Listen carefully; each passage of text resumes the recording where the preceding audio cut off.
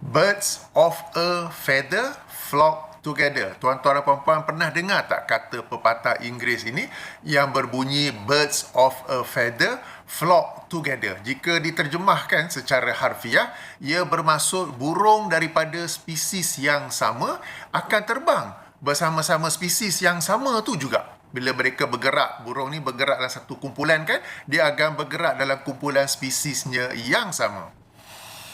Apa kaitan burung dengan video ni? Nanti di hujung video ni saya akan jelaskan apa kaitannya. Sebelum itu, tuan-tuan dan puan-puan, Assalamualaikum warahmatullahi wabarakatuh. Sejak seminggu dua ini hadir seorang insan di negara kita yang berasal dari salah sebuah negara di Afrika Utara. Sebelum tu ingin saya cerita sikit bahawa negara-negara di Afrika Utara itu disebabkan oleh cuaca Mediterranean ya, dan juga spesies ataupun DNA orang di sana. Yang lelaki memang handsome, yang perempuan memang cantik. Kena pula kalau yang ada trim apa semua tu kan, dia extra handsome. Sesiapa yang biasa nampak macam saya, Alhamdulillah, sebab saya banyak travel, saya biasa nampak, ia perkara yang biasa-biasa saja. Tetapi bagi orang yang macam jakun sikit tu, tu yang meleleh Hailio tu, okey, tak apa. Jadi baru-baru ini, kira-kira seminggu dua ini, seorang insan daripada salah sebuah negara di Afrika Utara datang ke Malaysia dan beliau mendakwa beliau daripada keturunan Rasulullah sallallahu alaihi wasallam. Insan ini mudah cerita untuk sebagai rujukan dalam video saya ini. Saya sebut dia sebagai code number 38. Nombor 38. Senang cerita lah ya. Okey. Jadi, banyak perbincangan. Ada yang pro, ada yang kontra. Dan tidak kurang juga ada yang bertanya kepada saya, Kapten, apa pandangan? Kapten tak nak buat video ke? Ni saya buat video lah ni. Saya observe dulu, saya amati dulu lebih kurang seminggu dua ni apa cerita. Dan hari ni, Alhamdulillah, saya membuat video ini. Sebelum itu, saya ingin tegaskan satu perkara yang penting, iaitu salah satu usul, salah satu dasar dalam akidah ahli sunnah wal jamaah ialah kita menghormati dan mencintai ahlul bait Rasulullah sallallahu alaihi wasallam. Ini kerana terdapat ayat-ayat Quran, terdapat hadis-hadis yang sahih yang menerangkan keutamaan mereka. Dalam kesempatan ini saya ingin berkongsi 3 daripadanya, 1 ayat Quran dan 2 hadis. Ayat Quran yang pertama ialah daripada surah Asy-Syura, surah nombor 42 ayat nombor 23. Surah nombor 42 ayat nombor 23, di pertengahan ayat itu di mana Allah Subhanahu taala berfirman, "Qul la as'alukum alaihi ajran illal mawaddata fil qurba." Katakanlah wahai Muhammad, tidaklah aku meminta daripada kalian sebarang ganjaran, sebarang upah daripada dakwah Islam yang aku sampaikan ini, melainkan kasih sayang atau kecintaan kepada kaum kerabatku. Okey, kecintaan kepada kaum kerabat Rasulullah sallallahu alaihi wasallam. Adapun daripada hadis Nabi sallallahu alaihi wasallam, yang pertama ingin saya bacakan ialah daripada Sunan At-Tirmizi, hadis nombor 3718. Jika ikut penomboran edisi tahqiq Syekh Ahmad Syakir, hadis nombor 3786, di mana Rasulullah sallallahu alaihi wasallam bersabda, "Ya ayyuhan nas, inni qad taraktu fikum ma in akhaztum bihi lan tadillu kitaballahi wa itrati ahlal baiti." Wahai manusia, wahai orang ramai, sesungguhnya aku telah tinggalkan kepada kalian apa yang jika kalian mengambilnya, apa yang jika kalian berpegang kepadanya, nescaya kalian tidak akan sesat selama-lamanya. Sebab perkataan lan, lam, nun, lan tadillu berarti tidak akan sesat selama-lamanya. Apakah itu? Kitab Allah, yakni Al-Quran, wa itrati ahlal baiti, yakni keturunan ahlul baitku. Hadis ini setelah dikemukakan oleh Imam At-Tirmizi, beliau sendiri berkata hadis ini hasan gharib, mengisyaratkan kedhaifannya. Akan tetapi ia memiliki beberapa penguat yang lain sehingga Syekh Al-Albani menilainya sahih. Boleh rujuk penerangan beliau dalam kitabnya Silsilatul Ahadits As-Sahihah nombor 1761. Demikian juga ia dinilai sahih li ghairihi, kerana sahih kerana faktor-faktor yang lain sebagaimana yang dinilai oleh Syekh Shu'aib Al-Arnaud dalam semakannya ke atas Sunan At-Tirmizi hadis nombor 4120. Okey, jadi demikianlah kejujuran ahli-ahli hadis daripada kalangan ahli sunnah ini, di mana meskipun pada zahirnya hadis ini, sanad yang disebut Imam Tirmizi ini adalah memiliki kelemahan dalamnya, tetapi mereka menggunakan ataupun mencari hadis-hadis ataupun jalan-jalan periwayatan yang lain untuk mensahihkannya. Jadi hadis ini sahih li ghairihi.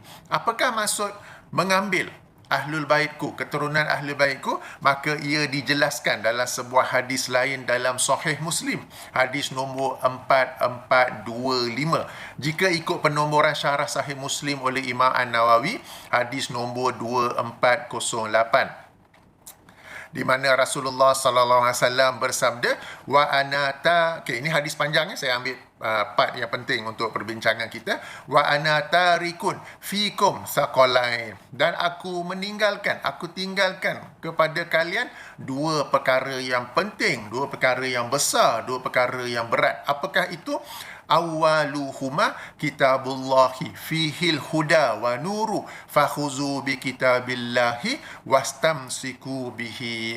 Yang pertama, awaluhuma, yang pertama adalah kitabullah, iaitu Al-Quran, kerana di dalamnya terdapat hidayah dan juga nur. Maka berpeganglah dengan kitabullah dan berpegang teguhlah dengannya. Kemudian perawi hadis Zaid bin Arqam menerangkan, fahassa ala kitabillahi wa raghaba fihi. Rasulullah SAW memberi penekanan untuk kita berpegang teguh kepada Al-Quran, yakni kitabullah. Summa qala, kemudian Rasulullah SAW menyambung lagi, wa ahlu baiti uzakirukumullaha fi ahli baiti uzakirukumullaha fi ahli baiti uzakirukumullaha fi ahli baiti.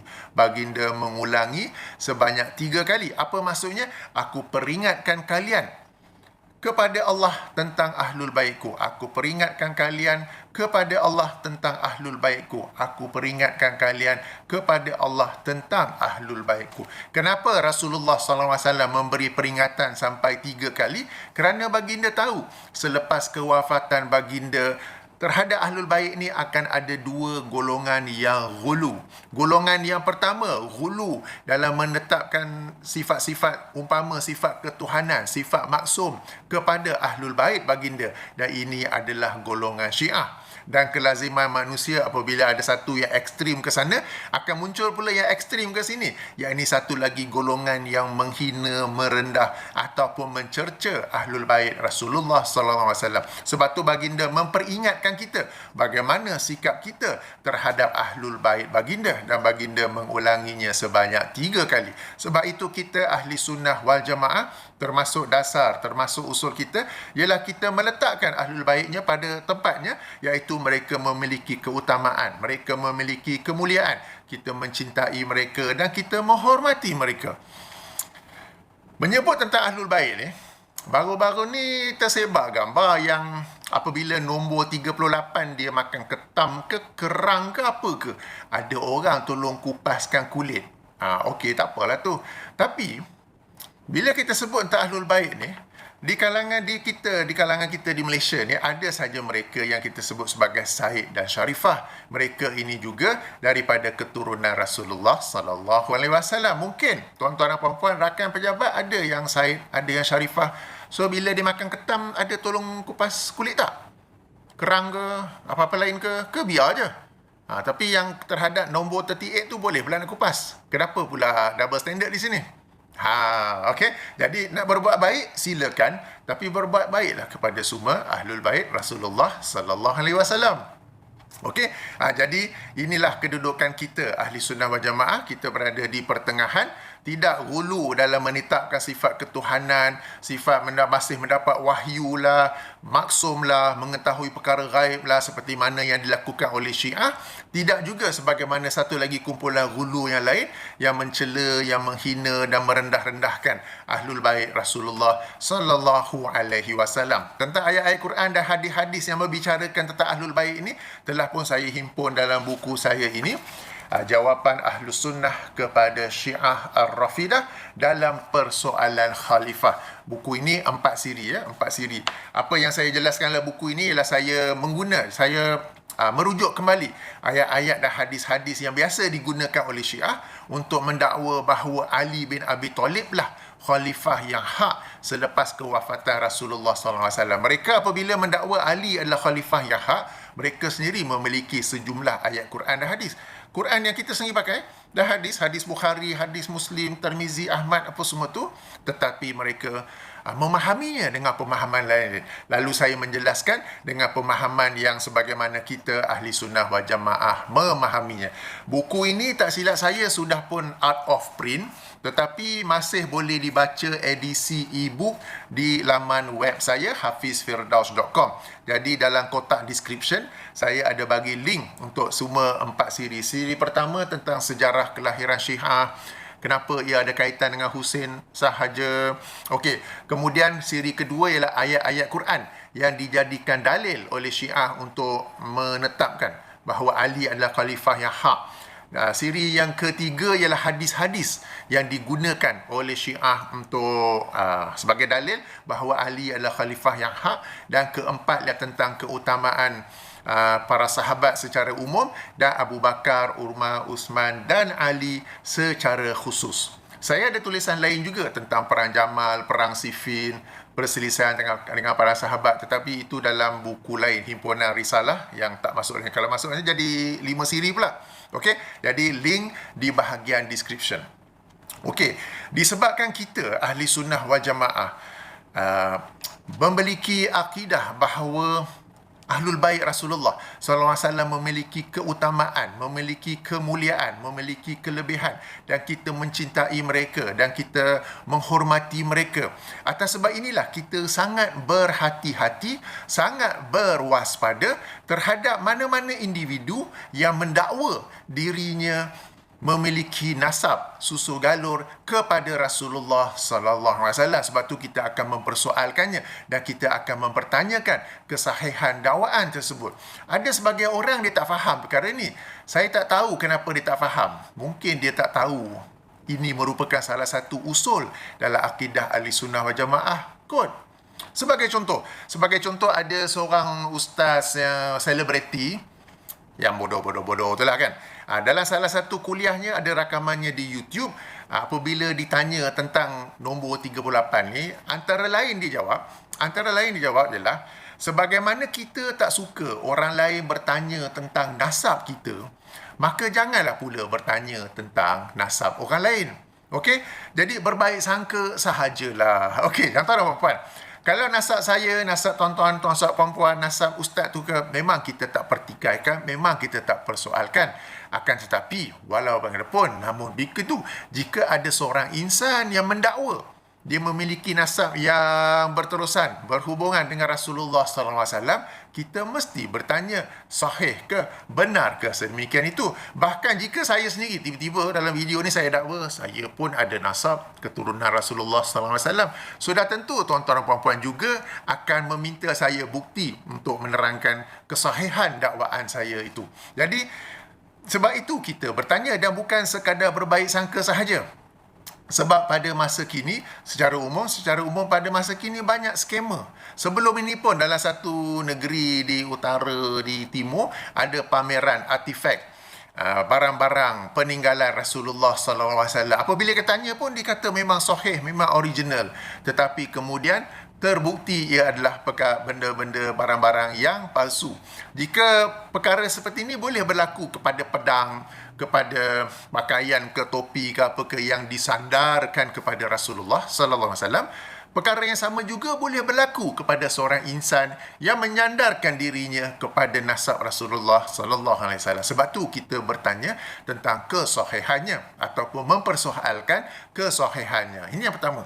Yang kedua, ada seorang lagi ustaz selebriti yang suara menangis itulah. Dia mendakwa bahawa Wahabi saja yang mempersoalkan perkara ni. Okey, padahal dikata dalam hal ini ada ulama-ulama yang pengkhususan mereka ialah dalam bidang nasab, dalam bidang susu galur ini, dan mereka ini mampu menyemak bahawa seseorang itu betul ataupun tidak merupakan keturunan Rasulullah sallallahu alaihi wasallam. Betul tu. Tapi dia sendiri dalam kuliahnya tu, ada rakaman di YouTube juga, dia sendiri tak buktikan ulama, mana-mana ulama ataupun badan Rabitah ke apakah yang mengesahkan bahawa nombor 38 itu memang daripada keturunan Rasulullah SAW. Dia cakap je, tapi dia sendiri tidak buktikan. Aduh, okey. Jadi tuan-tuan dan puan-puan, di samping Ahlul Bait Rasulullah sallallahu alaihi wasallam memiliki keutamaan, kemuliaan sebagaimana yang saya baca tadi, mereka tidak terlepas daripada syariat Islam. Mereka tetap akan dihisap di hari akhirat kelak berdasarkan amalan masing-masing. Hubungan mereka, hubungan nasab, hubungan keturunan mereka dengan Rasulullah SAW tidaklah akan memberi mereka sesuatu kelebihan atau sesuatu privilege di hari akhirat kelak. Apabila turunnya ayat 214 daripada surah Asy-Syu'ara, surah nombor 26. Tadi surah nombor 42, sekarang surah nombor 26, ayat nombor 214 yang bermaksud, dan berilah peringatan kepada kaum kerabatmu yang terdekat. Rasulullah SAW terus memberi peringatan, saudara pula, terus memberi peringatan pada bani itu, bani ini, mana-mana yang ada hubungan kekerabatan dengan baginda. Dan baginda terus memberi peringatan sehinggalah, hadis ni panjang, saya baca yang akhir sekali, sebab yang akhir ni semua orang kenal. Yang ini baginda memberi peringatan kepada putrinya sendiri, yang ini Fatimah radhiyallahu anha. Beliau bersabda, ya Fatimah, hadis ni sahih Muslim nombor 303, penomboran lain hadis nombor 204 ya. Jadi saya baca di bawah tu, ya Fatimah, anqizi nafsaki minan nari fa inni la amliku lakum minallahi syai'an ghairah anna lakum rahiman sa'abulluha bibala liha. Wahai Fatimah putrinya sendiri, peliharalah diri kamu daripada api neraka, kerananya sesungguhnya aku tidak berkuasa untuk kalian di hadapan Allah kelak, kan? Minallahi syai'a, aku ni tak berkuasa langsung, tak ada apa-apa yang dapat aku buat langsung di hadapan Allah kelak, melainkan sekadar adanya hubungan rahiman, rahiman ya. Jadi kita memang antara Rasulullah dan Fatimah ada perhubungan nasab, tetapi itu tidak dapat membantu Fatimah mahupun mana-mana kumpulan individu yang ada hubungan kekerabatan kepada Rasulullah SAW. Ia tidak akan membantu di hari akhirat kelak. Masing-masing akan dihisab berdasarkan akidahnya dan berdasarkan amalannya. Jadi ini perkara penting, asas yang ingin saya jelaskan. Sekarang saya masuk pula pada pengamatan saya tentang nombor 38 ni, sebab sebagaimana yang ditanya, apa pandangan Kapten tentang nombor 38 ni, tak nak buat video ke? Selama seminggu dua beliau di sini, jadi pada pengamatan saya, pada observation saya, ada paling kurang 4 lah yang ingin saya kongsikan bersama tuan-tuan dan puan-puan semua. Pertama ialah his appearance, penampilannya. Khasnya misai dan janggut. Apakah hal dengan misai dengan janggut pula? Suka hati dia lah nak ada misai dengan janggut. Tidak semudah itu tuan-tuan dan puan-puan. Dalam Islam, kita fokus pada misai dulu. Dalam Islam, ingat tak hadis riwayat Bukhari dan Muslim, ada sunnah-sunnah fitrah yang 5 perkara. Apakah itu? Berkhitan, mencabut bulu ketiak, memotong bulu kemaluan, memotong kuku, kena potong dah, dan juga misai. Misai ni sama ada cukur habis ataupun ada satu yang nipis saja. Ini sunnah-sunnah fitrah.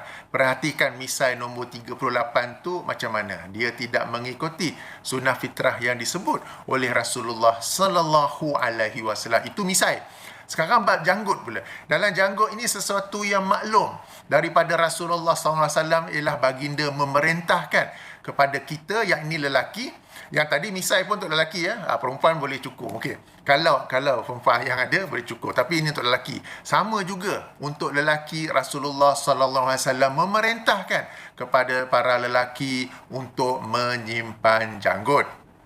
Bahkan perintah ini di sisi para ulama, mereka sekadar berselisih sama ada wajib atau sunat muakkad. Wajib atau sunat muakkad, begitu saja.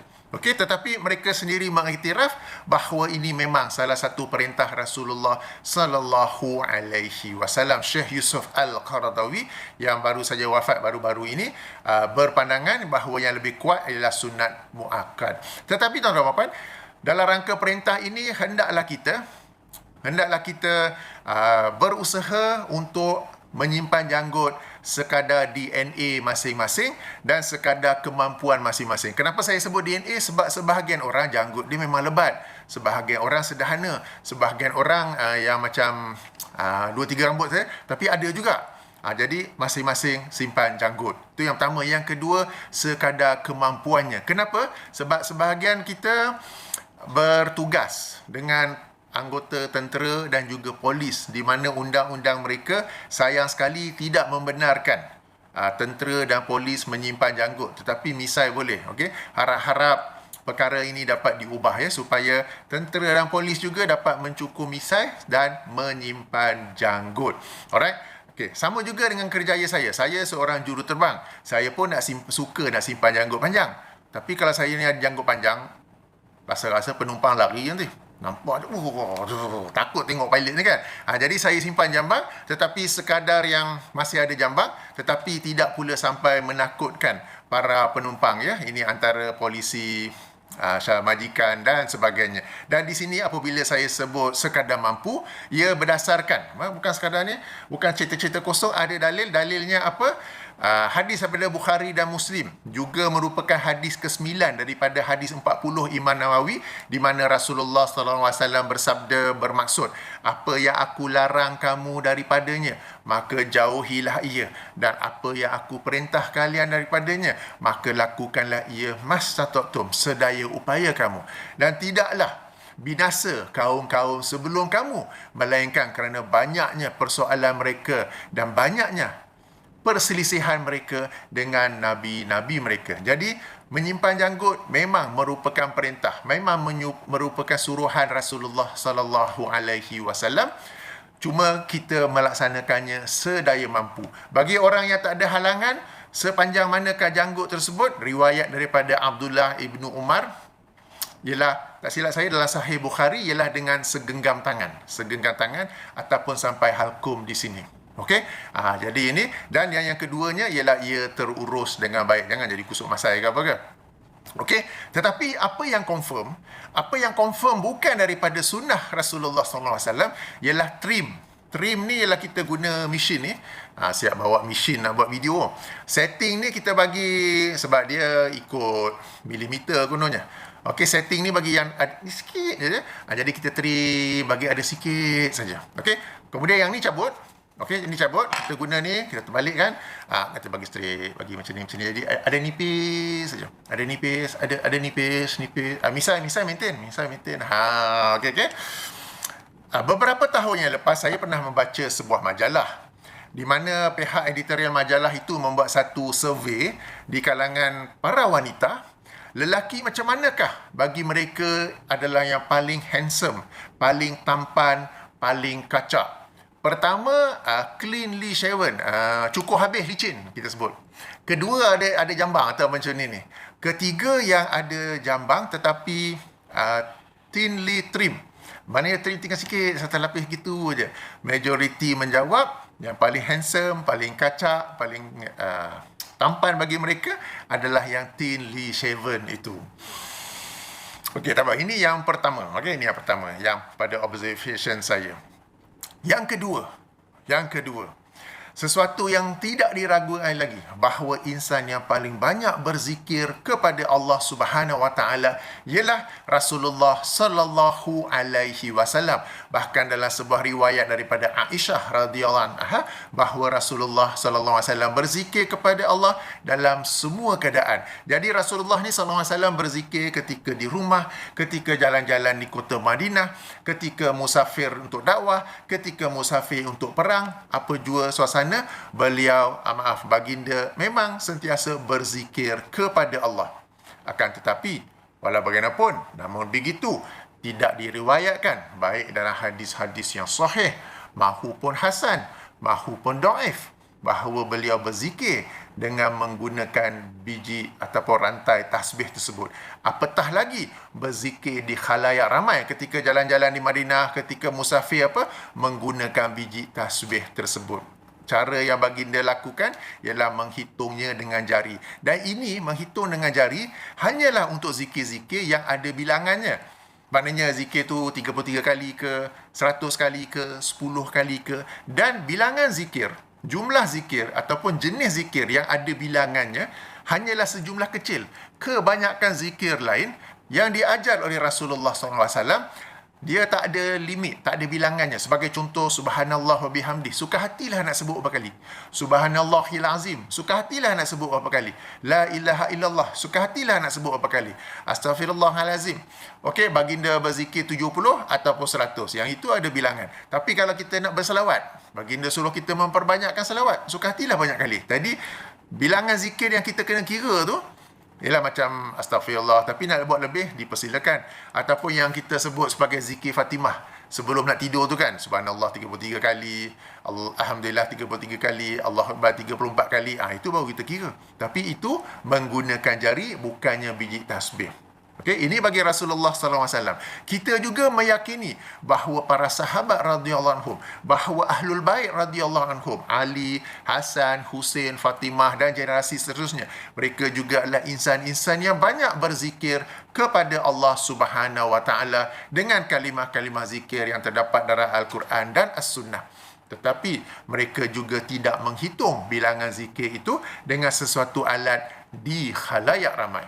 Dalam bab ini ada riwayat daripada seorang dua isteri Rasulullah SAW bahawa mereka berzikir dan menghitung bilangan zikir itu dengan batu kerikil. Riwayat ini diperselisihkan darjatnya. Ada yang berkata dhaif, ada yang berkata hasan. Okay, tak apalah, kita katakan kita ambil hasan. Meskipun mereka menghitung bilangan zikir dengan batu kerikil, mereka melakukannya dalam suasana tertutup dalam rumah masing-masing. Mereka tak duduk tepi jalan, depan khalayak ramai, hitung zikir dengan menggunakan batu kerikil itu. Tuan-tuan dan puan-puan, zikir ini satu amalan yang ringan di lisan, ringan di bibir, tetapi besar pahalanya di timbangan amal kelak. Ia adalah satu amalan antara kita dengan Allah. Tak payah nak demo, nak tunjuk pada orang yang anda ni berzikir. Meskipun anda nak menggunakan alat mengira zikir, okay? Nak menggunakan alat tu, okeylah, ada perbincangan di kalangan ulama. Tetapi mereka pun mengesyorkan bahawa sesiapa yang nak menggunakan alat, baik biji tasbih tu ataupun ada mesin yang klik-klik-klik, sekarang ni ada digital apa kan, lakukanlah ia secara tertutup, secara tersembunyi, supaya dapat menjaga keikhlasan hati. Tak payah nak tunjuk kepada orang ramai. Okey, ini observation saya yang kedua. Observation saya yang ketiga pula. Okey, dalam sebuah video bertarikh Disember 2018. Okey, Disember 2018, nanti saya tunjukkan. Okey, di mana yang pakai baju hijau ni ialah nombor 38. Beliau ketika melawat salah sebuah madrasah di Indonesia, beliau sendiri berucap dengan ucapan yang dalamnya terkandung ataupun mengisyaratkan kepada akidah Nur Muhammad. Okey, dan kemudian bila kita dengar teks Arabnya pun begitu, bila diterjemah oleh orang sebelahnya pun begitu juga. Baik, saya akan mainkan, tuan-tuan boleh dengar.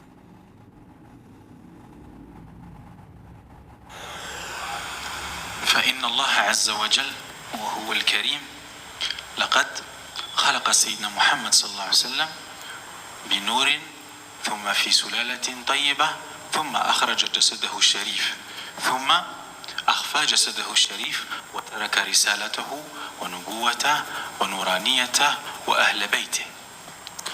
Allah Subhanahu wa taala menciptakan Nabi kita Muhammad sallallahu alaihi wasallam dari cahaya. Kita dengar hadisnya bahwa Nabi diciptakan dari cahaya Allah Subhanahu wa taala. Begitu mulia, begitu indah. Kemudian cahaya itu ditaruh di jasad Nabi yang mulia melalui ayah, ibunda Nabi yang mulia, sampailah berkumpul jasad yang mulia di dalamnya ada ruh dari cahaya yang mulia Rasulullah Muhammad sallallahu alaihi wasallam. Okey, video ini link dalam kotak description. Sila tuan-tuan puan-puan dengar ya. Jadi yang didakwa ialah Allah Subhanahu Wa Taala menjadikan Muhammad sallallahu alaihi wasallam daripada nur. Ini mengisyaratkan kepada akidah nur Muhammad. Okey. Kemudiannya ada juga nur dalam ayah dan ibunda Rasulullah sallallahu alaihi wasallam, padahal dalam hadis-hadis yang sahih, dalam sahih Muslim tak silap saya, apabila ada seseorang itu datang berjumpa dengan Rasulullah dan bertanya tentang ayahnya di mana, maka Rasulullah menjawab, ayah kamu dalam neraka. Orang itu pun sedih dan berpatah. Kemudian Rasulullah panggil dia balik, ayah kamu dan ayahku berada dalam neraka. Okey, itu sahih Muslim. Kemudian tentang ibu Rasulullah sallallahu alaihi wasallam pula, baginda sallallahu alaihi wasallam pernah pada satu hari menziarahi kubur ibu baginda. Para sahabat pun ikut sama. Dan baginda di situ menangis, para sahabat pun menangis sama. Lalu Rasulullah SAW bersabda, aku meminta izin kepada Allah untuk meminta ampun bagi ibuku yang dalam kubur tu, tetapi Allah tidak izinkan. Aku minta izin kepada Allah untuk aku ziarah ibuku, maka diizinkan. Maka ziarahlah kubur. Okey, hadis tu.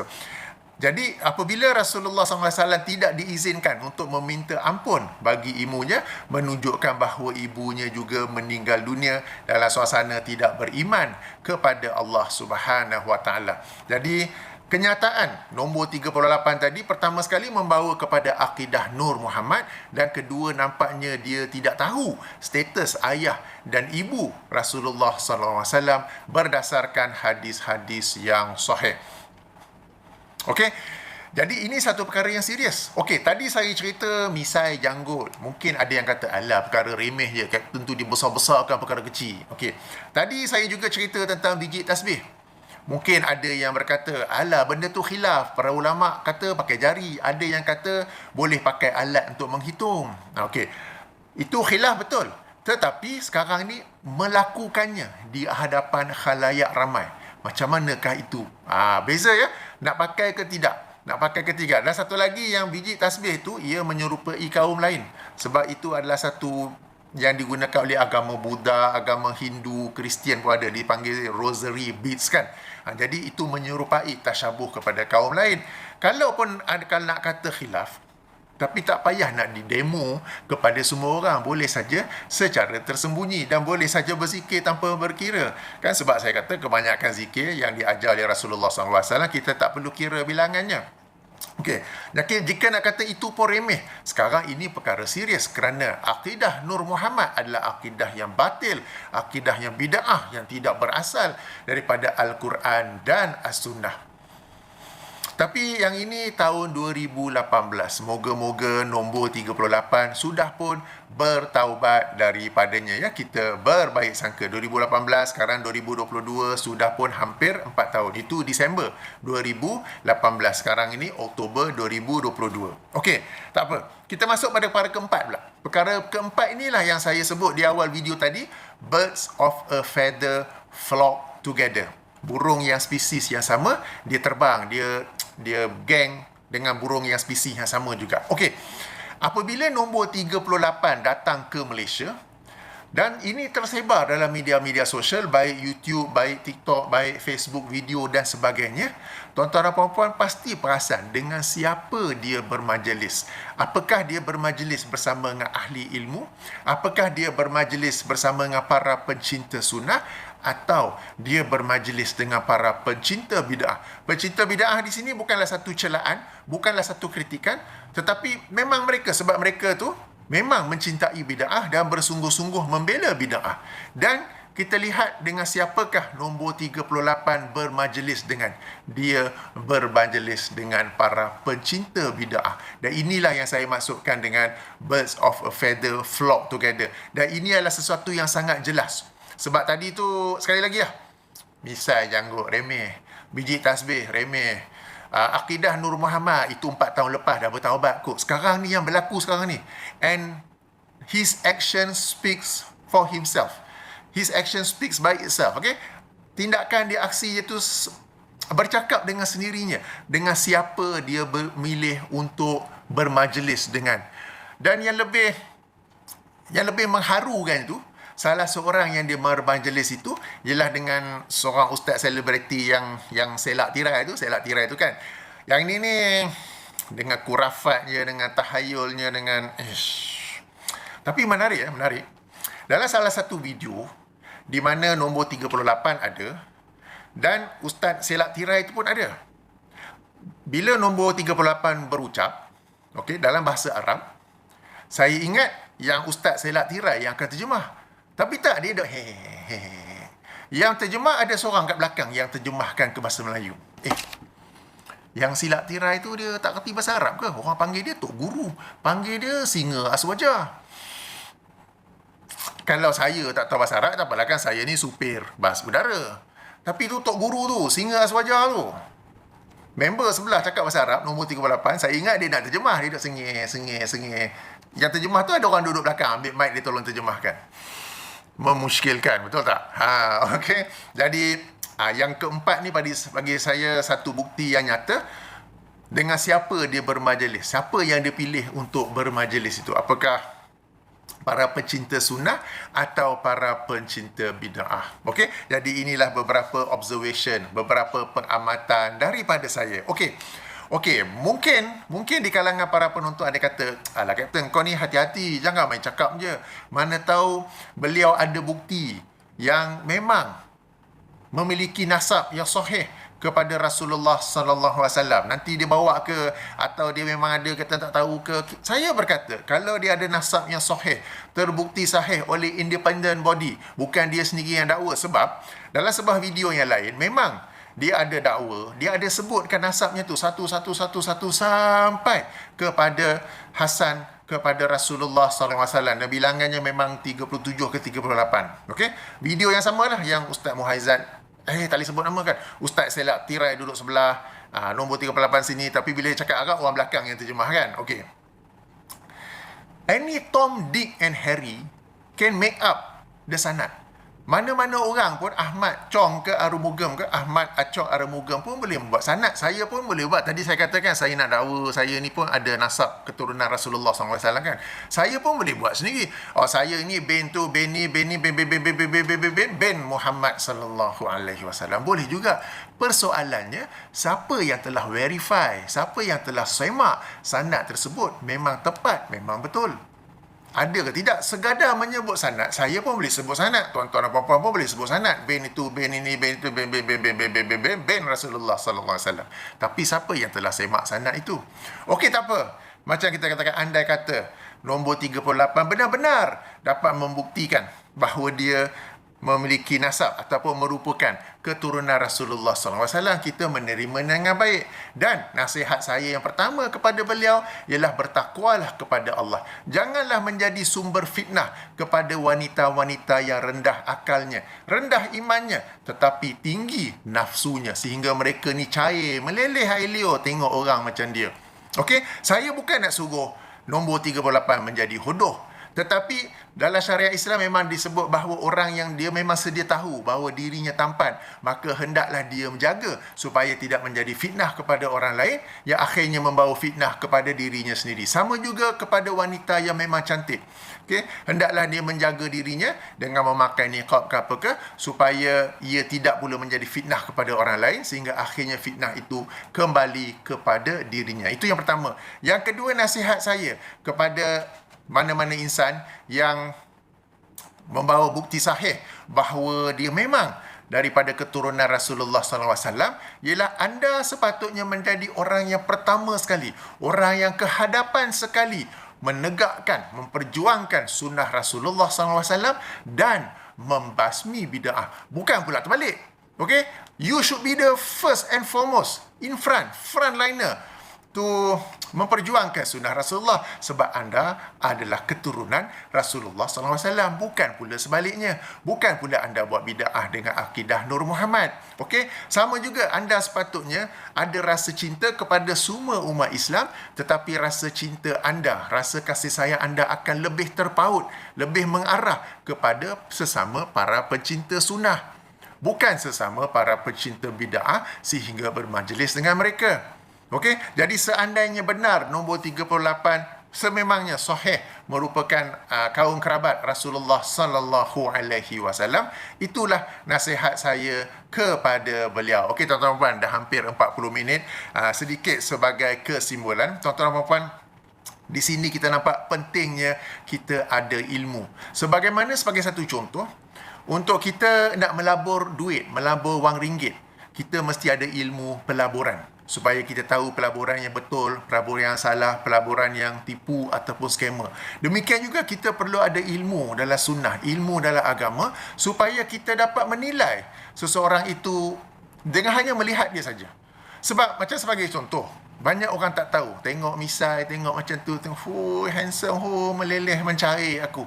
Bagi orang yang ada ilmu, dan ini bukanlah satu perkara yang sangat deep, is not rocket science in the religion, okay? Sunnah-sunnah fitrah yang 5, hukum menyimpan jambang, menyimpan janggut, kita tengok saja dah tahu dah.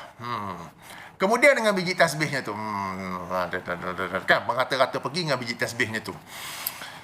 Okey, jadi inilah pentingnya kita ada ilmu supaya kita tidak tertipu dengan penampilan seseorang itu. Seseorang itu bawa image macam tu dengan amal begitu, dan orang-orang yang tak ada ilmu akan mudah terpengaruh dan tertipu dan terpedaya. Okey, itu yang pertama. Yang kedua, andai kata nombor 38 memang benar-benar sahih dan merupakan keturunan Rasulullah sallallahu alaihi wasallam, maka dia tak perlu untuk up himself dengan misai macam tu, dengan amalan. Tak, you yourself, anda sendiri sudah pun seorang yang mulia, maka jadilah satu contoh yang baik kepada umat Islam. Bukan contoh yang macam sedang berlaku sekarang ni, orang tak nak sebutlah kan.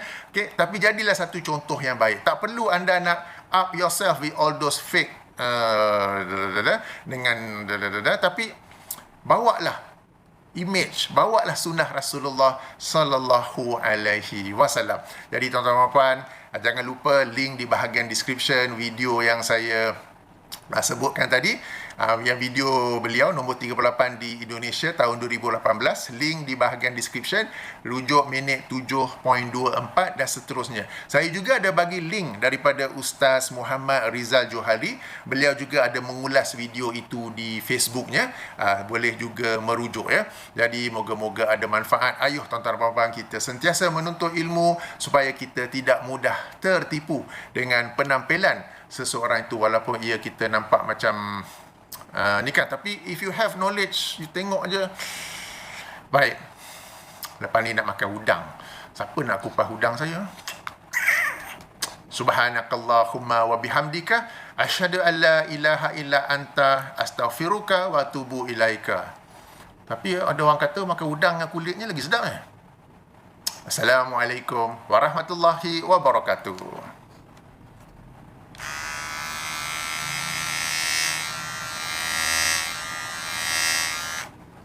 Belum stop Alamak.